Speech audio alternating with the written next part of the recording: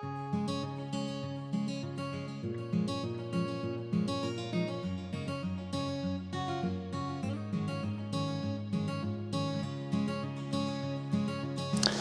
name is Cody Sluski. I'm a land stewardship specialist with the Grand Traverse Regional Land Conservancy, and we're here today at the Acradia Dunes Dry Hill Grassland to talk to you a little bit about the importance of grasslands, prairies, the ongoing maintenance that they require to maintain these threatened habitats. Grasslands are important for many reasons, not only including carbon sequestration and flood control due to their deep root systems, some of which can grow up to 14 feet deep, which allows them to store carbon over time, even with mowing and grazing. Another reason these prairies and grasslands are so important is because of the pollinator habitat that it provides. So we have a lot of native warm season grasses, these clump grasses, but interspersed in all of this is our pollinator species that really provide a good solid basis, not only for nesting, insect life, but also forage for all these species. Many plants and animals have evolved to live in prairie systems like this, and while it may look just like an open fallow field, the closer you look, you can really see the structure that they utilize.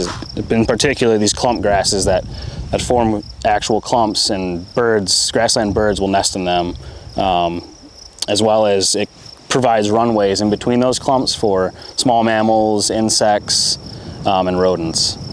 For many decades, grasslands and prairie habitats have been in great decline due to development pressure, logging, and fire suppression. So when we first protected the Acradia Dunes complex in the early 2000s, we first set foot on this parcel as a fallow farm field. It was previously in agriculture.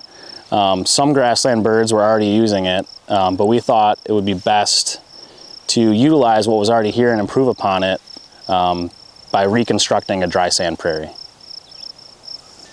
The initial first steps we took in the planning process of reconstructing this prairie was consulting with private contractors and also the NRCS, which allowed us to gain an incentive program to plant, which allowed us to then burn off the existing habitat structure here, getting us down to mineral soil and relieving us of that thatch, so that we could then drill native warm season grass seed, wildflower seed, and forb mix into this area, and that's where it kind of stands now. We currently monitor using Robel poles and Daubenmeier squares for habitat and grass structure, forb quality and quantity, and we also do grassland bird counts that allow us to look at the population over time. So in this reconstructed dry sand prairie that we have here, it consistently wants to revert back to northern mesic forests in this area naturally, and so with that it's requiring that ongoing maintenance. So this past year we were awarded the Cornell Small Land Trust Grant, and with that money we were able to hire contractors for multiple activities. One being a crew to come out and mulch a lot of the invasive shrubs and woody invasives that were encroaching into the grassland, as well as treating some of the spotted knapweed over a 60-acre parcel here. And then with that treatment, we came back and we overseeded 120 acres of native warm season grasses, forbs, and wildflowers. Some habitats that have been here for thousands of years now struggle with human-imposed restraints on the land. With your support, we are able to allow the space and added care that these habitats need to thrive.